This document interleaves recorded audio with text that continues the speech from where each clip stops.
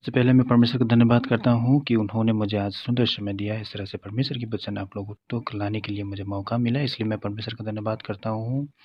आज मेरा टॉपिक है कि 10 आज्ञा के बारे में। 10 आज्ञा हमें क्यों मानना चाहिए और 10 आज्ञा क्या है और 10 आज्ञा हमें किस लिए दिया गया है, इसके बारे में हम जानेंगे।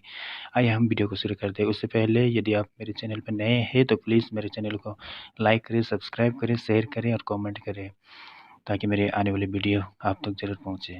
तो आइए हम देर न करते हुए आज के वचन की ओर हम चलते हैं। सबसे पहले 10 आज्ञा। 10 आज्ञा सबसे अटल है और 10 आज्ञा हमेशा के लिए रहेंगे। इसलिए परमेश्वर ने 10 आज्ञा को क्या किया है, परमेश्वर ने अपनी उँगली से लिखा हुआ है। आइए हम देखते हैं निर्गमन 31 के 18 में। यहाँ पे लिखा हुआ है कि साफ से लिखा हुआ है। मैं आपको बाइबल वर्स स्क्रीन में दे दूँगा, उसी को आप पढ़ लेना। तो यहाँ पे लिखा हुआ है कि परमेश्वर ने अपनी उँगली से इस 10 आज्ञा को लिखा है। नंबर 1 में उन्होंने अपनी उँगली से लिखा है और साथ ही उन्होंने उस पत्थर की पट्टियों 2 पट्टियों में उन्होंने इस 10 आज्ञा को लिखा है। पत्थर में लिखने का मतलब ये होता है कि परमेश्वर की जो वचन है वो अटल रहेगा। पत्थर कभी नहीं मिटता, पत्थर में जो लिखा हुआ है वो कभी नहीं मिटता, इसलिए उन्होंने इस आज्ञा को पत्थर में लिखा। नंबर 1 में। नंबर 2 में हम जाएँगे, इस व्यवस्था को, इस 10 आज्ञा को परमेश्वर ने संदूक के अंदर रखा। जिस तरह से हम अपनी कीमती चीज़ों को हम संदूक के अंदर रखते हैं, जैसे पैसे, सोने वगैरह, ऐसे हीरे मोती को हम जैसे हम संदूक में यत्न करके हम रखते हैं, उसी तरह से परमेश्वर ने इस व्यवस्था को संदूक के अंदर रखा हुआ है। हम देख सकते हैं व्यवस्था विवरण 31 के 26 में हम देख सकते हैं कि उन्होंने इस अटल आज्ञा को, 10 आज्ञा को उन्होंने संदूक के अंदर रखा है। तो नंबर 3 में हम जान पाएँगे कि यीशु मसीह इस 10 आज्ञा के बारे में क्या कहते हैं। हम देखेंगे मत्ती 24 अध्याय 35 में इस प्रकार लिखा हुआ है कि आकाश और पृथ्वी चल जाएँगे, मगर ये मेरा 10 वचन जो है, 10 आज्ञा है, वो कभी नहीं टलेंगे। परमेश्वर यीशु मसीह इस तरह से बयान करता है इस 10 आज्ञा के बारे में।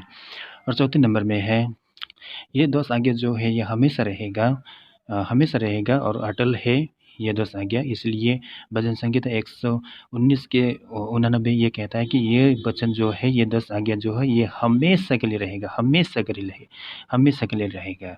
इसलिए हम इस 10 आज्ञा को महत्वपूर्ण देते हैं, क्योंकि परमेश्वर इसे कभी नहीं मिटाया। परमेश्वर ने इसे हमेशा यत्न करके रखा है। तो इस 10 वचन के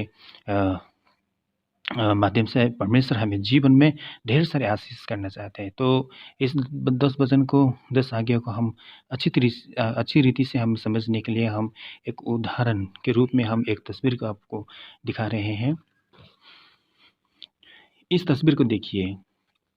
इस तस्वीर में ये आदमी इस जंजीर में, तो आइए हम इस व्यक्ति को देखें। आप समझिए कि ये जंजीर जो है ये 10 आज्ञा है और ये आदमी जो है 10 आज्ञा में यहाँ पे लटका हुआ है। आप समझिए। तो क्या ये व्यक्ति, ये जंजीर में जो लटका हुआ है ये व्यक्ति, इस जंजीर में से एक टुकड़ा, ये जंजीर अगर टूट जाए तो क्या ये व्यक्ति नहीं गिरेगा नीचे? गिरेगा।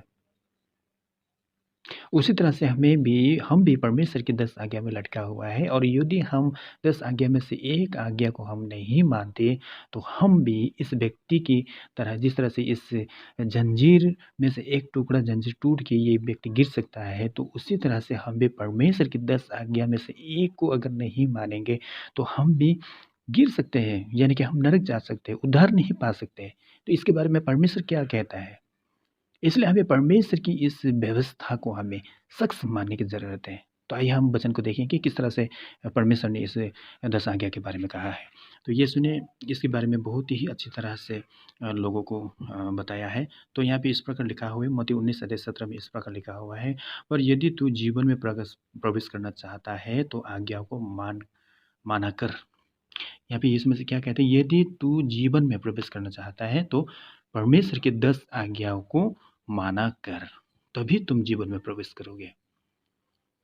यस मेरे दोस्तों, आज हमें परमेश्वर की 10 आज्ञा को मानना है, क्योंकि हमें उद्धार के लिए हमें केवल विश्वास से काफ़ी नहीं है, हमें 10 आज्ञा को भी हमें मानने की ज़रूरत है। आइए हम दूसरी तस्वीर की ओर चलते हैं।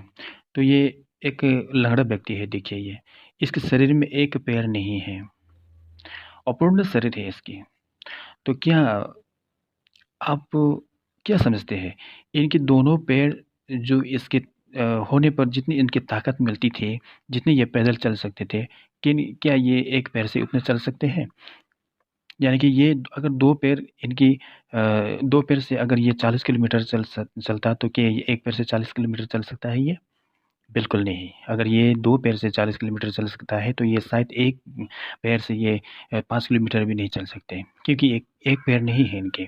ठीक उसी तरह से हम भी परमेश्वर की 10 आज्ञा को अगर नहीं मानेंगे, तो हम जिस टारगेट से हम उद्धार पाने के लिए हम चल रहे हैं, हम जा रहे हैं, आगे बढ़ रहे हैं हम, तो वहाँ तक हम पहुँच नहीं सकेंगे, क्योंकि हमारे 2 पैर नहीं हैं, 1 ही पैर है हमारे।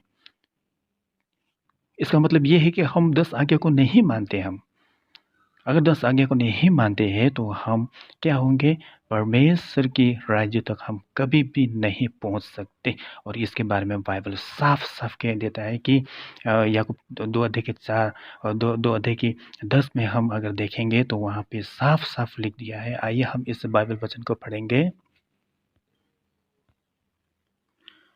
क्योंकि जो कोई सारी व्यवस्था पालन करता है परंतु एक ही बात में चूक जाए तो वो सब बातों में दोषी ठहरा। यहाँ पे क्या लिखा हुआ है? अगर ये व्यक्ति अगर हम परमेश्वर की व्यवस्था सारे पालन करते हैं और अगर मगर एक को नहीं हम पालन करते हैं तो परमेश्वर क्या होंगे? उसमें सारे के सारे चूक जाएँगे उसमें।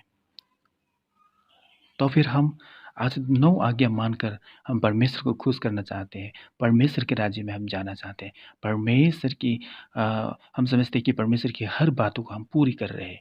नहीं मेरे दोस्तों, हमें परमेश्वर की 10 आज्ञा को पूरी की पूरी हमें मानना चाहिए। अगर इसको नहीं मानेंगे, तो हम कभी भी स्वर्ग नहीं जा पाएँगे। क्योंकि इस 10 आज्ञा व्यवस्था को तोड़ना ही पाप है। अगर हम एक यूहन्ना पहला यूहन्ना 3 के 4 में अगर देखेंगे तो वहाँ पे साफ-साफ लिख दिया हुआ कि व्यवस्था को तोड़ना ही पाप है, वहाँ पे साफ-साफ लिख दिया है। और पाप की मज़दूरी तो क्या है? मृत्यु है। तो फिर हम किस तरह से परमेश्वर की व्यवस्था को हम पूरा नहीं करते, लेकिन हम समझते हैं कि हम स्वर्ग राज्य जाएँगे, परमेश्वर से हम मिलेंगे। क्योंकि हम तो अभी भी पाप कर रहे हैं ना। तो एक पापी व्यक्ति तो कभी किसी हालत में परमेश्वर को नहीं मिल सकते वो। इसलिए अ, हमें परमेश्वर की जो अटल वचन है, जो कभी नहीं खत्म होते, जो आकाश और पृथ्वी टल जाएँगे मगर उनके वचन नहीं टलेंगे, उस वचन को हमें थामे रहना है। उस वचन को हमें मानना है और वो वचन है 10 आज्ञा। और इस 10 आज्ञा को हमें मानने के साथ-साथ यीशु मसीह पर विश्वास करना है। यीशु मसीह पर विश्वास, 10 आज्ञा का पालन। अगर ये 2 हमारे जीवन में होंगे, तभी हमारे जीवन में क्या होंगे? पूर्ण होंगे और पूर्ण होने के साथ-साथ परमेश्वर के राज्य में हम प्रवेश कर सकेंगे। तो मैं आशा रखता हूँ परमेश्वर के वचन थोड़ा बहुत आप समझ गए होंगे। परमेश्वर आप लोगों के जीवन में ढेर सारे आशीष करे। आमीन।